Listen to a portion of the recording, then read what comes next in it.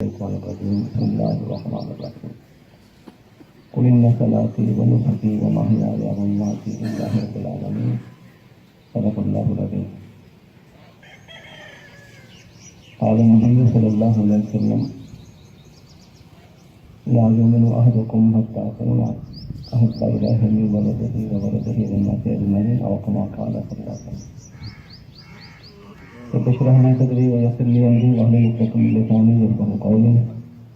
اللهم اجعلنا واعذنا من شرور انفسنا سبحانك لا علم لنا الا انت انك انت العليم الحكيم. معزز برادران اسلام اور میری بہنوں، آج کی گفتگو کے لیے جو موضوع ڈاکٹر بریانہ صاحب نے شعر کی صورت میں آپ کے سامنے بیان کیا وہ آپ سن چکے ہیں، اور موضوع سے متعلق میں نے ایک قرآنی آیت اور رسول اللہ صلی اللہ علیہ وسلم کی ایک حدیث آپ کے سامنے پیش کی. مجھ سے پہلے جو خالد مقرر ڈاکٹر یونس صاحب گفتگو فرما رہے تھے، ماشاء اللہ گفتگو اتنی جامع تھی کہ میں اس پہ کچھ اضافہ تو نہیں کر سکوں گا، البتہ انہیں کی باتوں سے اپنے موضوع کو جوڑنے کی کوشش کروں. تلاوت کی گئی آیت کا مفہوم یہ ہے کہ اللہ تعالیٰ نے نبی کریم صلی اللہ علیہ وسلم کو حکم دیا کہ اے میرے نبی آپ فرما دیجیے قل ان صلاتی، بے شک میری نماز، میری قربانی، میری زندگی، میری موت سب اس اللہ رب العزت کی رضا کے لیے ہے جو تمام جہانوں کا رب ہے، تمام جہانوں کا پالنے والا ہے. اس کی ربوبیت، اس کی سمجھیت، اس کا اختیار، اس کی خدائی پوری کائنات پر حاوی ہے. جو کچھ ہمیں نظر آتا ہے وہ ان کا بھی رب ہے، جو نظر نہیں آتا وہ ان کا بھی رب ہے. لہذا میری زندگی کا اصل مقصد اس کی ذات کے ساتھ جڑ جانا ہے، اور ایز اے انسان اور ایز اے مسلمان کام کرنا ہے جو ہمیں اس کا قرب ادا کرے، اور ہر اس بات سے بچنا ہے جو اس کی ناراضگی کا سبب ہے. یہ بات جتنی آسان ہے جتنی مختصر ہے. انسان کا ذہن، انسان کا دل، اس کی سوچ، اس کا فکر اتنا اپہج اور کمزور ہو چکا ہے کہ دنیا کی آسان ترین بات بھی اسے سمجھ نہیں آتی. بات سمجھ نہ آنے کی وجہ بات کا مشکل ہونا نہیں ہے، بات کا طویل ہونا نہیں ہے، بات سمجھ نہ آنے کی وجہ دلچسپی نہ لینا. وہ جو کہا نا کہ nothing is interesting if you are not interested.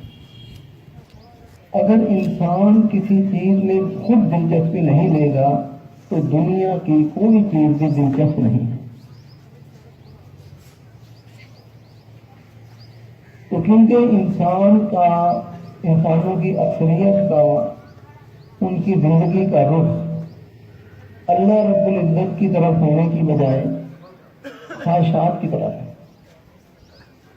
لذتوں کی طرف ہے، مفادات کی طرف ہے. ہونا تو یہ چاہیے تھا کہ انسان اللہ کا بندہ بنتا، کیونکہ اس نے پیدا کیا ہے، اسی کی طرف لوٹ کر جانا ہے، یہ زندگی بھی اسی کی ہے. لیکن نہیں، دنیا میں آ کے وہ مفادات کا بندہ تھا، لذتوں کا بندہ بن گیا، خواہش و نفس کا بندہ بن گیا، بگڑے ہوئے نظام کا بندہ بن گیا، برادری کا بندہ بن گیا، ملازمت کا بندہ بن گیا. اللہ کی بندگی پتہ پشت نہیں. یہ آنکھوں کے پردے، یہ جو چیزیں میں نے گنوائی ہیں، یہ بہت جلد انسان کی آنکھوں سے ہٹنے والے. فَكَشَفْنَا عَنْكَ غِطَاءَكَ فَبَصَرُكَ الْيَوْمَ حَدِيدٌ آج تیری آنکھوں کے سارے پردے ہم نے ہٹا دیے، آج تیری نگاہ خوب تیز ہو گئی۔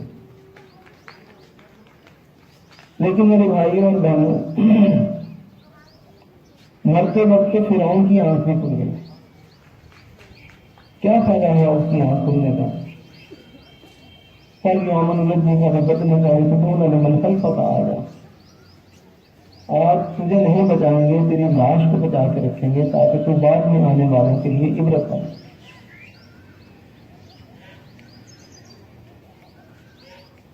جب تک انسان اندر سے تبدیل نہیں ہوتا، باہر کی تقریریں اسے تبدیل نہیں کر سکتی۔ اندر کی تبدیلی، خیالات کی تبدیلی، سوچ کی تبدیلی، جسے حدیث مبارکہ میں فرمایا گیا کہ انما الاعمال بالنیات، نیتوں کی تبدیلی، ارادوں کی تبدیلی۔ ٹھیک ہے، یہ دروس ہیں، گفتگو ہیں، بیانات ہیں، حصول علم ہے، یہ ساری چیزیں اس تبدیلی کی طرف ہمیں پیش قدمی پر آمادہ کرتی ہیں، لیکن تبدیلی پیدا نہیں ہو رہی۔ بنیادی وجہ یہ ہے تبدیلی نہ آنے کی کہ انسان دوسروں کے لیے تقریریں کرتا ہے، اپنے لیے نہیں کرتا۔ دوسروں کی آخرت کا اسے زیادہ فکر ہے، اپنی آخرت کا اسے کوئی فکر نہیں۔ میں پھر یہی بات، ذرا ساؤنڈ سسٹم میں مسئلہ پیدا ہو گیا تھا، میں نے یہ عرض کیا ہے کہ انسان دوسروں کو تبدیل کرنا چاہتا ہے، خود تبدیل نہیں ہوتا۔ اپنی دنیا کی فکر کرتا ہے، دوسروں کی آخرت کی فکر کرتا ہے۔ حالانکہ قرآن حکیم کا فرمان ہے، یا ایھا الذین آمنوا علیکم انفسکم، ایمان والو تم پر سب سے پہلی اور سب سے بڑی ذمہ داری تمہاری اپنی ذات ہے۔ ابھی ڈاکٹر صاحب بار بار سورہ آل عمران کی جس آیت کا حوالہ دے رہے تھے، وَمَن زُحْزِحَ عَنِ النَّارِ وَأُدْخِلَ الْجَنَّةَ فَقَدْ فَازَ، تو یہ نہیں فرمایا کہ جس نے دوسروں کو جہنم سے بچا لیا وہ کامیاب ہو گیا، جو خود بچا۔ دوسروں کو نہیں بچانا ہے، دعوت دینی ہے، لیکن وہ دعوت بلا عمل نہیں ہونی چاہیے، ورنہ لما تقولون ما لا تفعلون، تم ایسی باتیں کیوں کہتے ہو جن پر تم عمل نہیں کرتے۔ دعوت بلا عمل اللہ کی رضا کی بجائے اللہ تعالیٰ کی ناراضگی کا سبب بنتی ہے۔ اور پھر دعوت کا، فکر آخرت کا، رضا رب کا جو بھی سفر ہے کہ میری نماز، میرا جینا مرنا، میری قربانی سب اللہ کے لیے ہے، اس کا آغاز اپنی ذات سے کرنا ہے۔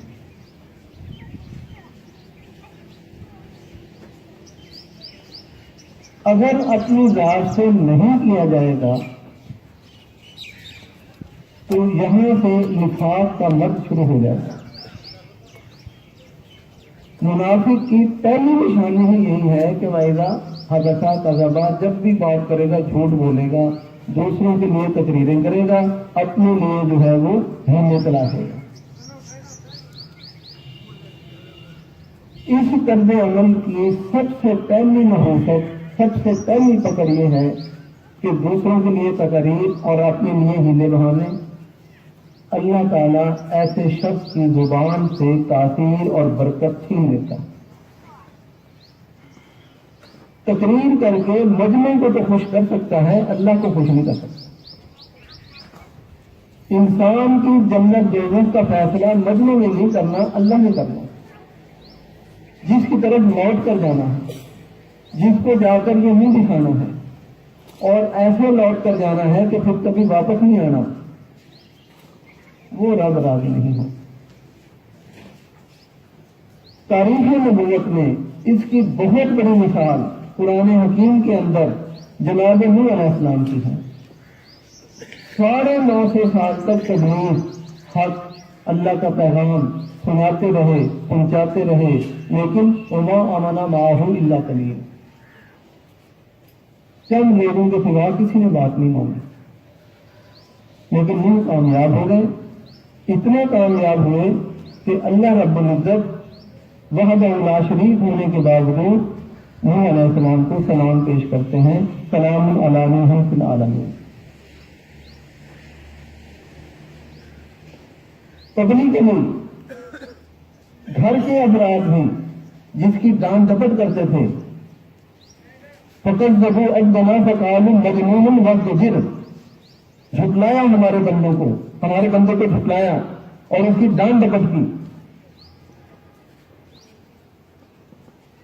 لیکن وہ بندہ جو پبلک میں، عوام میں، گھر میں، خاندان میں کوئی اہمیت نہیں رکھتا تھا، رویا کرتا تھا، رب انی مغلوب خان کا سر کہا کرتا تھا، اللہ کا وہ اتنا پیارا بندہ ہے کہ اللہ رب العزت نے سلام پیش کرتے ہیں۔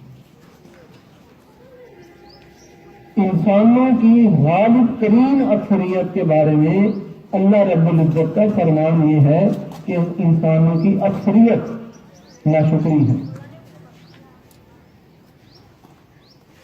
اور نوح کی تاج پوشی کرتے ہیں کہ انہ کان عبدا شکورا، یہ میرا شکر گزار بندہ تھا۔ تو یہ میرے بھائیوں، یہ نوح علیہ السلام بالکل انسانیت کے آغاز میں تشریف لائے تھے، اور میں اور آپ اس وقت دنیا کے خاتمے کے کنارے پر بیٹھے ہیں۔ اس طرح بلّہ سے حساب ہم فی غفلۃ معرضون، اس آیت کو نازل ہوئے بھی 1470 سال ہو چکے ہیں۔ انما بعثت فی نفس الساعہ، مجھے قیامت کی سانسوں میں مبعوث کیا گیا ہے۔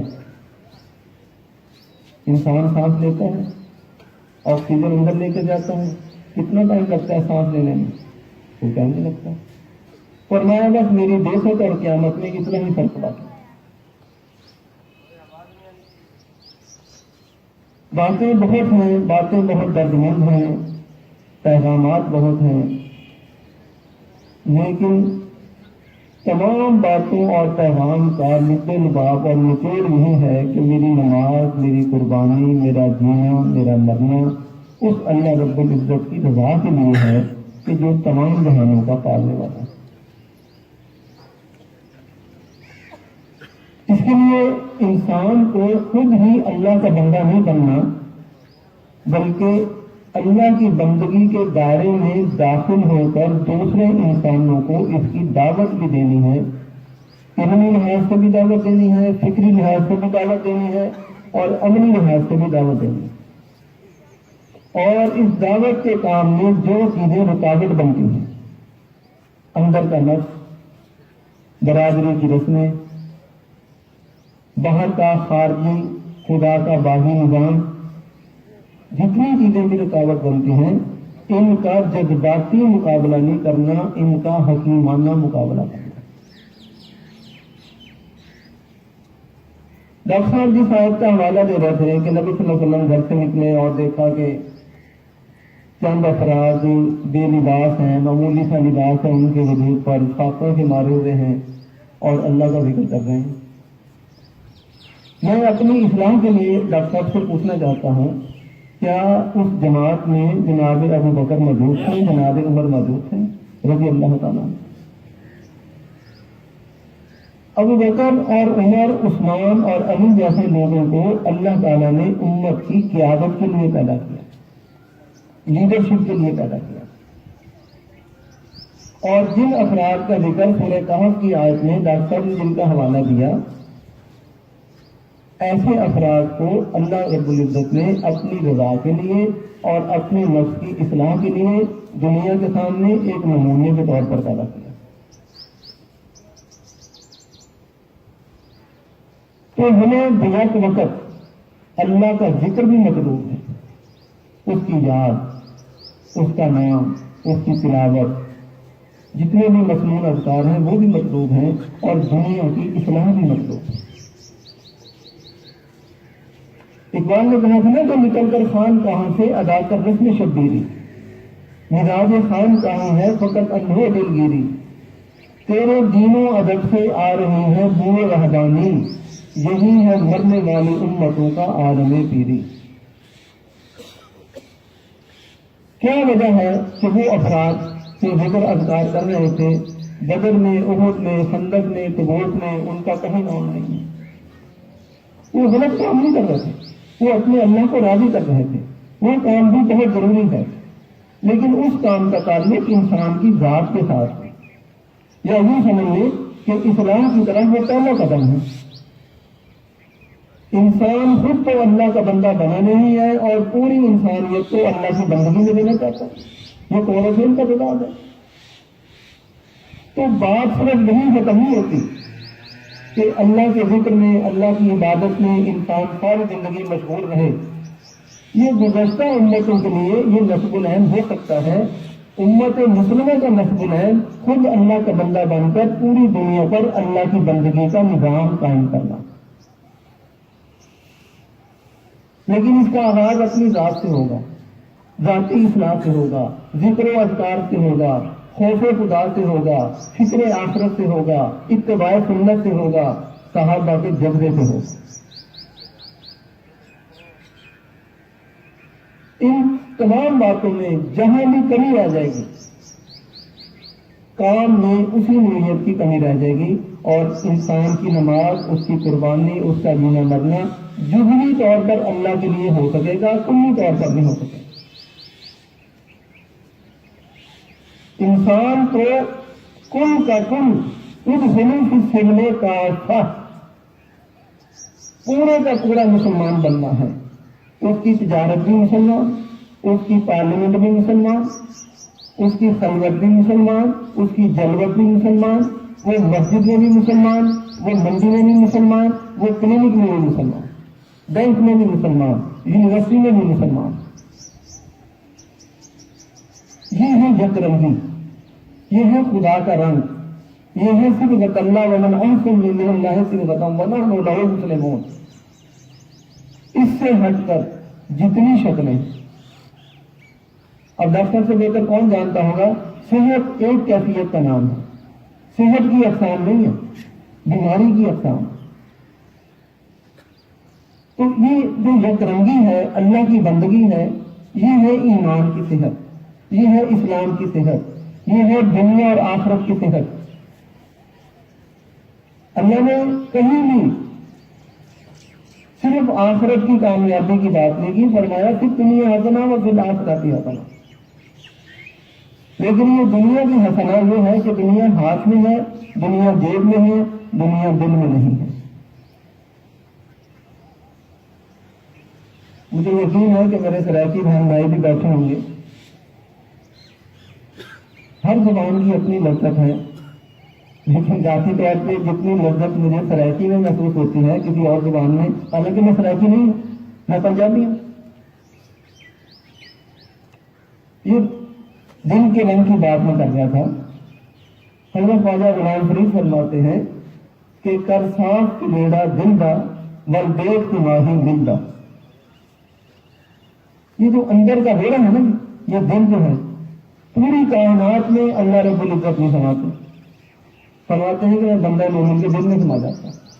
اسے صاف کرو، اسے غیر اللہ کی بندگی سے پاک کرو، اسے نفسانی خواہشات سے پاک کرو، اسے نفس کی آلائشوں سے پاک کرو. اور یہ پاکیزگی رسول اللہ صلی اللہ علیہ وسلم کے فرائض نبوت کا حصہ تھا. یعلمہم الکتاب والحکمۃ ویزکیہم، اور یہ فرائض نبوت 4 جگہ پر قرآن حکیم نے بیان کیے ہیں.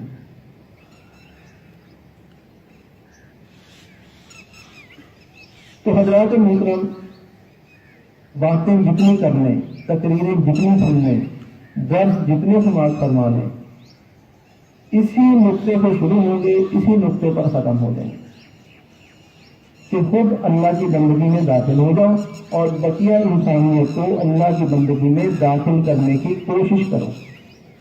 اللہ رب العزت نے انسانوں کو کوشش کا پابند بنایا ہے، نتائج کا پابند نہیں بنایا، کوشش کا پابند بنایا. فذکر بالقرآن وما انت بجبار. اے نبی، آپ اس قرآن کے ذریعے سے نصیحت کیجیے، آپ زبردستی کرنے والے نہیں ہیں، آپ سمجھانے والے. پھر جس انسان کے اندر جتنا اس کا ضمیر، جتنی اس کی انسانیت، جتنا اس کا ایمان زندہ ہوگا، وہ اتنا ہی اس روشنی سے رہنمائی حاصل کرے گا۔ اندھے کے لیے سورج کا طلوع و غروب برابر ہے، سورج طلوع ہو یا نہ ہو اندھے کے لیے برابر ہے۔ آنکھوں کے اندھے کم ہیں، دل کے اندھے زیادہ ہیں۔ فَإِنَّهَا لَا تَعْمَى الْأَبْصَارُ وَلَكِنْ تَعْمَى الْقُلُوبُ الَّتِي فِي الصُّدُورِ۔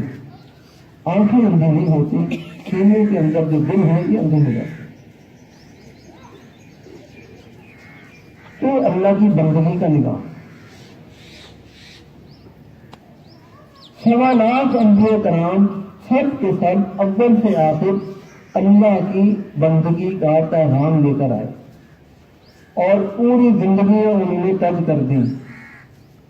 قوموں نے بات نہیں مانی، بلکہ بعض انبیاء کے بارے میں، حضرت نوح کے بارے میں بھی یہی آتا ہے کہ جناب نوح کو دیکھ کر قوم کانوں میں انگلیاں لے لیتی تھی اور چہروں کو ڈھانپ لیتی تھی کپڑوں سے۔ بات ماننا تو دور کی بات ہے، بات سننا بھی گوارا نہیں کرتے۔ ایک مثال ہے 1.25 انبیاء کرام میں سے، ایک مثال ہے، پہلی اور آخری مثال جناب رسول اللہ صلی اللہ علیہ وسلم نے سسٹم کو آگے تبدیل کیا، نظام کو آگے بدلا، واضح نصیحت بھی کی ہے۔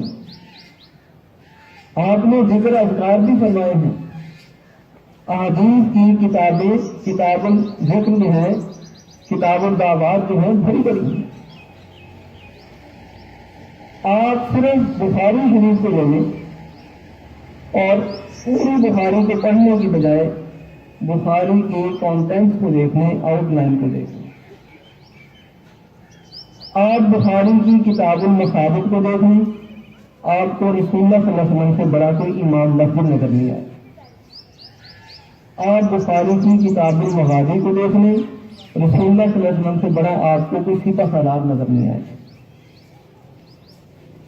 اب ذرا دیکھیے، کہیں آج کے دور میں مسجد کی امامت، کہیں آج کے دور میں آرمی کی قیادت۔ آپ 3 دنوں کے لیے کسی امام مسجد کو جی ایس کیو میں بٹھا دیں اور کسی جنرل کو مسلح پہ کھڑا کر دیں، جی ایس کیو کا اور مسجد کا جو حال ہوگا یہ آپ کو پتہ چل جائے گا۔ دین اللہ فی سبیل اللہ فساد، دین ملا فی سبیل اللہ جہاد، دین اللہ فی سبیل اللہ جہاد، دین ملا فی سبیل اللہ فساد۔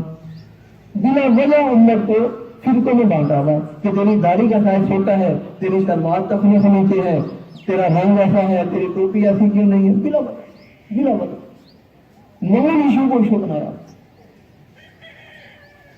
جتنی طاقت، جتنا زور ہم شلوار کی بلندی پہ دیتے ہیں، اگر کردار اور افکار کی بلندی پہ لگایا ہوتا آج امت کا یہ حال نہ ہوتا۔ میں یہ بات کلیئر کرنا چاہتا ہوں، میری بات اگر آپ تسلیم نہیں کرتے دلیل دے دیں، میں بھی دلیل دوں گا۔ میں اسلام کا ٹھیکیدار نہیں ہوں، میں اللہ کا بندہ ہوں، رسول اللہ کا امتی ہوں، اسلام کا طالب علم ہوں، یہ میری اوقات ہے اور مجھے اپنی اس اوقات سے فخر ہے۔ رضیت باللہ ربا وبالاسلام دینا وبمحمد النبی۔ عربوں کا کلچر یہ تھا، جیسے ہر علاقے کا تہذیب کا ایک رہن سہن کا طریقہ ہوتا ہے کہ تکبر کی بہت بڑی علامت کپڑے کا، شلوار کا، تہمت کا تخنوں سے نیچے ہونا، یہ تکبر کی علامت ہے۔ باقی قوموں میں یہ کلچر نہیں۔ لہٰذا حضور صلی اللہ علیہ وسلم جیسے تکبر کو، تمام بڑائیوں کو ختم کر کے اللہ کی بڑائی کو قائم کرنے کے لیے آئے تھے، انہوں نے تکبر کی اس علامت کو ختم کر دیا۔ آج کے دور میں شلواروں کا ٹخنوں سے نیچے ہونا یہ تکبر کی علامت نہیں ہے۔ ہم نے سارا دور اسی کو لگایا ہے۔ ایک صاحب I T M S C England سے کر کے آئے، مسلمان کا بچہ نوجوان تھا، کبھی اس نے زندگی میں نماز ہی نہیں پڑھی، مسجد ہی نہیں گیا، اسے کہاں سن کے آیات احادیث سنا کے آمادہ کیا کہ چلو مسجد میں جمعہ ہے، آج جمعہ تو پڑھ لو۔ وہ تقریباً ٹائم کے مسجد چلا گیا، حضرت نے مسجد سے نکال دیا کہ تیرا لباس جو ہے وہ غیر اسلامی ہے۔ میں نے کہا حضرت آپ کا رویہ غیر اسلامی ہے۔ 3 ماہ تک وفد نجران عیسائیوں کا وفد رسول اللہ صلی اللہ علیہ وسلم کے سامنے مسجد نبوی میں عیسائی طریقے پر عبادت کرتا رہا، حضور ان کی مہمان نوازی فرماتے تھے۔ میں یہ سمجھتا ہوں کہ اسلام بس وہی ہے جو مجھے آتا ہے، جتنا میں نے پڑھ لیا بس اسلام یہی ہے۔ میرے بھائیوں میری بہنوں، اسلام میرے مطالعے کا نام نہیں ہے، میرے رویے کا نام نہیں ہے، اسلام کتاب و سنت کا نام ہے۔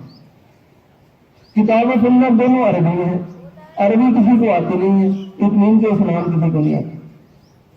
مجھے بڑی دنیا میں ڈاکٹر یونس صاحب میرے بڑے قابل احترام بھائی ہیں، ان کے بھائی میرے کلاس صاحب ہیں ڈاکٹر یوسف صاحب، میں بھائی حبیب صاحب کو بھی جانتا ہوں، میں ان کے والد گرامی جناب حنیف رحمۃ اللہ علیہ صاحب کو بھی جانتا ہوں، میرے لیے کوئی اجنبی نہیں ہے۔ مجھے بڑی دنیا میں آپ ایک ڈاکٹر ایک انجینئر ایسا دکھا دیں جسے انگلش نہ MBBS انجینئر کا سارا سلیبس انگلش میں ہے، انگلش آنی چاہیے۔ کوئی ڈاکٹر جب سے میڈیکل سائنس اس لیول پہ پہنچی ہے، کسی ڈاکٹر نے اردو میں نسخہ لکھ کر دیا، ڈاکٹر اردو میں نسخہ لکھ کر میڈیا ہے، زبان ہے، انگریزی ہے۔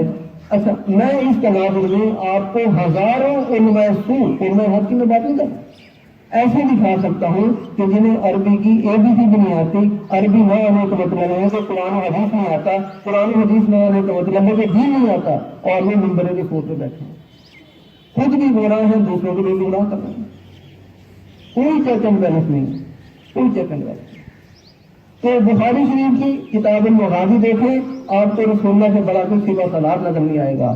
آپ بخاری شریف کی کتاب العقدیہ کا مطالعہ کرنے، رسول اللہ سے بڑا کوئی چیف جسٹس نظر نہیں آئے گا۔ بات شروع ہوئی تھی مسجد کی امامت سے، اور اب بات پہنچی ہے چیف جسٹس تک۔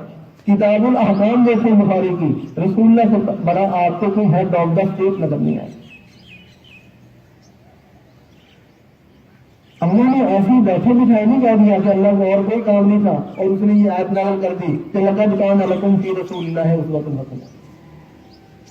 آخر رسول اللہ کی شخصیت اس قدر جامع، اتنی کمپریہنسو، اتنی عظیم، اتنی بڑی، اتنی وسیع کہ قیامت تک آخری انسان پیدا ہونے والے انسان کے لیے بھی اگر وہ رول ماڈل ہے تو اس کے دادا کی زندگی میں نہیں ہے، اس کے پردادا کی زندگی میں نہیں ہے، اس کے رسول کی زندگی میں۔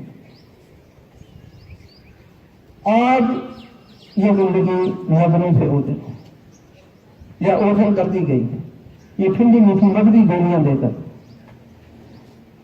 کہ اتنے نوافل پڑھ لو روزانہ، اتنی تسبیح کر لو، ٹھیک ہے، شیطان بھی مر جائے گا اور دشمن بھی ختم ہو جائے گا۔ بدر میں احد میں مقابلہ کرنے کے لیے رسول اللہ نے مسجد نبوی کو چھوڑا، خانہ کعبہ کو چھوڑا، اور میدان بدر میں جا کے بادل کو للکارا اور فرمایا کہ وَإِذْ لَهُمْ مَا اسْتَطَعْتُم مِّن قُوَّةٍ وَمِن رِّبَاطِ الْخَيْلِ تُرْهِبُونَ بِهِ عَدُوَّ اللَّهِ وَعَدُوَّكُمْ۔ ہر وقت چکنے رہو، ہر وقت اپنی طاقت، اجتماعی طاقت، اسلحے کی طاقت، معیشت کی طاقت، یہ ساری طاقتیں اللہ نے عطا کی ہیں۔ اللہ نے فرعون کو بھی طاقت عطا کی تھی، اللہ نے داؤد علیہ السلام کو بھی طاقت عطا کی۔ فرعون بھی سربراہ ریاست تھا، داؤد علیہ السلام بھی سربراہ ریاست تھے، لیکن فرعون نے اپنی طاقت کو خدا کی نافرمانی میں استعمال کیا، اللہ کے نبی داؤد علیہ السلام نے اپنی طاقت اللہ کی طاقت سے تابع کر دی۔ یہ معاشی ترقی حرام نہیں ہے بلکہ فرض ہے۔ الکافر حبیب اللہ طالب قصد حلال فریضۃ، ہمیں بڑی تلاش رہتی ہے، بڑی خواہش رہتی ہے کہ میں اللہ کا ولی دیکھوں، میں اللہ کا ولی بنوں۔ ہمارے تصور ولایت نام ڈھڑنے والا ہے، بہودہ انسان، نہ اسے فقر کا پتہ، نہ اسے طہارت کا پتہ، وہ ولی ہے۔ رسول اللہ فرماتے ہیں اپنے ہاتھ سے رزق حلال کمانے والا اللہ کا ولی۔ جب اس حدیث کا محفوظ سوسائٹی میں ہوگا، آپ دیکھیں کہ کرپشن ختم ہوگی، روزگار بلند ہوگا، غربت ختم ہوگی، اور اس سے خوشحالی پیدا ہوگی، اور اللہ تعالیٰ اپنے بندوں کو دنیا میں بھی خوشحال دیکھنا چاہتے ہیں، آخرت میں بھی خوشحال دیکھنا چاہتے ہیں۔ ربنا آتنا فی الدنیا حسنہ وفی الآخرۃ حسنہ۔ قل من حرم زینۃ اللہ التی اخرج لعبادہ، یہ دیو زینت کی ضرورت کی چیزیں کس نے حرام کی ہیں؟ اللہ نے تو حرام نہیں۔ تو بیلنس بات نہیں ہونی چاہیے، بات بیلنس ہونی چاہیے، یک طرفہ بات نہیں ہونی چاہیے۔ یہ تو ممکن ہے کہ انسان اپنی آخرت بناتے بناتے دنیا کی بہت سی چیزوں سے محروم ہو جائے، یہ ممکن ہے، لیکن یہ ممکن نہیں ہے کہ انسان پھر دنیا حسنہ کو چھوڑ کر پھر آخرت حسنہ کو حاصل کرے۔ تو ہمیں سب کو ساتھ لے کر چلنا اللہ کی بندگی کے نظام میں۔ جامع رول ماڈل میں نے آپ کے سامنے رکھ دیا اور وہ میرے سامنے بھی۔ سیرت کی کتاب کو اگر آپ دیکھیں، مطالعہ کریں نا، جو باتیں میں اپنے فادر کے بارے میں نہیں جانتا، میں وہ ساری باتیں اپنے رسول کے بارے میں جانتا ہوں۔ میں نے جس وجود سے جنم لیا، جس ماں سے میں نے جنم لیا، جس باپ نے میری پرورش کی، میں اپنے باپ کے بارے میں وہ باتیں نہیں جانتا جو میں اپنے رسول کے بارے میں جانتا ہوں۔ مثال کے طور پر مجھے پتا نہیں ہے میرے والد صاحب بہت ہوئے تھے 93 میں، 80-85 میں انہوں نے کون سی گاڑی ان کے پاس تھی، کون سی سائیکل ان کے پاس تھی، کون سی موٹر سائیکل ان کے پاس تھی، مجھے یاد نہیں ہے، لیکن مجھے یہ یاد ہے کہ میرے رسول کی اونٹنی کا نام قصوہ تھا۔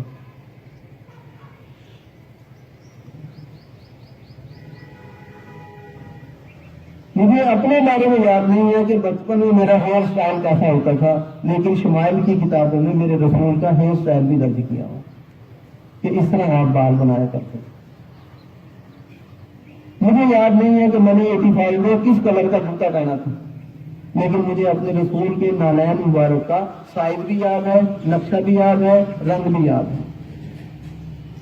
کیوں؟ النبی اولی بالمؤمنین من انفسہم، نبی کا تعلق ہر مومن کے ساتھ اس کے جسم اور جان سے بھی زیادہ کیسا تعلق۔ جو باتیں میں اپنے حقیقی والد کے بارے میں نہیں جانتا، میں وہ ساری باتیں رسول اللہ کے بارے میں جانتا ہوں۔ یہ ہے ایمان، رسول اللہ کی ذات سے ایمان پیدا ہوگا۔ لیکن کیونکہ ایمان کی حقیقت ابھی میرے دل میں راسخ نہیں ہوئی، جناب با نور ایمان کافری کردہ، حرم و سجدہ میں اگردہ بتانا چاکری کردہ۔ ایمان کا میں نے لفظ سنا ہے، ایمان کی حقیقت میری شخصیت میں داخل نہیں ہوئی، اس لیے میں سجدہ تو مسجد میں کر لیتا ہوں، غلامی میں تاغوت کی کرتا ہوں۔ یہ ہے دو رنگی، یہ ہے نفاق، یہ ہے جہالت کہ مجھے پتہ نہیں ہے کہ میں جسے سجدہ کرتا ہوں، میں نے پارلیمنٹ میں بھی اسی کا قانون چلانا ہے، میں نے بینک کا فائنانس سسٹم بھی اسی کے قانون کے مطابق رکھنا ہے، میں جسے سجدہ کرتا ہوں میں نے اپنی تجارتی پالیسی، اپنی صحت کی پالیسی، سب کچھ اس کے حکم اور اس کے رسول کے طریقے کے تحت لانا ہے۔ آخری بات یہ عرض کروں گا، ویسے تقریر جتنی لمبی ہو جائے نا، مقرر کا حساب اتنا ہی لمبا لیا جائے۔ میں اللہ سے پناہ مانگتا ہوں، اللہ سے معافی مانگتا ہوں کہ آخری بات یہ ہے، اسی کل اللہ صلاتی و نسکی و مہاجایا معاصر اللہ رب العالمین کے حوالے سے، اور تم میں سے کوئی شخص اس وقت تک مومن نہیں ہو سکتا جب تک کہ میں محمد صلی اللہ علیہ وسلم اسے اس کے والدین، اولاد اور تمام دنیا کے انسانوں سے زیادہ عزیز نہ ہو جائے۔ ایک رات اقبال نے اللہ رب العزت سے رو کر عرض کی، ہم تو راتیں سو کر گزارتے ہیں، اللہ والے راتیں جاگ کر گزارتے ہیں۔ پوری خلقت کے لیے اللہ تعالیٰ نے فرمایا وَجَعَلْنَا اللَّيْلَ لِبَاسًا، اور وَجَعَلْنَا النَّهَارَ لِبَاسًا، وَجَعَلْنَا اللَّيْلَ لِبَاسًا کہ رات کو ہم نے نیند کے لیے بنایا ہے، پردے کے لیے بنایا ہے۔ پوری خلقت کو اللہ فرماتے ہیں کہ وہ سو جائیں، لیکن اپنے خاص نبی سے کہتے ہیں قُمِ اللَّيْلَ إِلَّا قَلِيلًا نِصْفَهُ أَوِ انقُصْ مِنْهُ قَلِيلًا، اے نبی آپ رات کو نہ سویا کریں، آپ اٹھیں، آدھی رات، تہائی رات آپ اللہ سے لوٹ جائیں۔ آپ بھی آنے والی رات کا آنا یقینی ہے، ہم میں سے کسی کا ہونا یقینی نہیں ہے۔ آج یہ فیصلہ کر کے اٹھیں کہ آج کی رات ہم سارے اللہ کے حضور جاگ کے بسر کریں گے، اور پھر اپنے دل کی کیفیت کو آپ محسوس کیجیے گا کہ شب بیداری سے پہلے دل کی کیفیت کیا تھی، شب بیداری کے بعد دل کی کیفیت کیا ہے۔ تو اقبال کہتے ہیں کہ میں نے ایک رات اللہ سے عرض کی شب بے خدا با گرفتم دارن مسلمان آنے کا رنجو خوارا خدا آمد لون دانی کی قوم دل دارن و محبوب ندارن.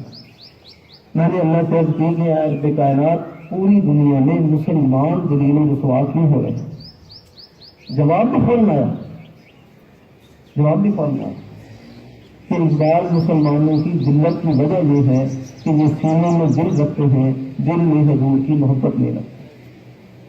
جس دن ان کے سینے میں حضور کی نمائشی محبت نہیں، نعروں والی نہیں، جلوسوں والی نہیں، سالگرہ والی نہیں، عمل والی، سیرت والی، کردار والی، شعور والی محبت، جس دن یہ محبت پیدا ہو گئی وہ دن ان کی ذلت کا آخری اور ان کی عزت کا پہلا دن ہوگا. وما علینا الا البلاغ.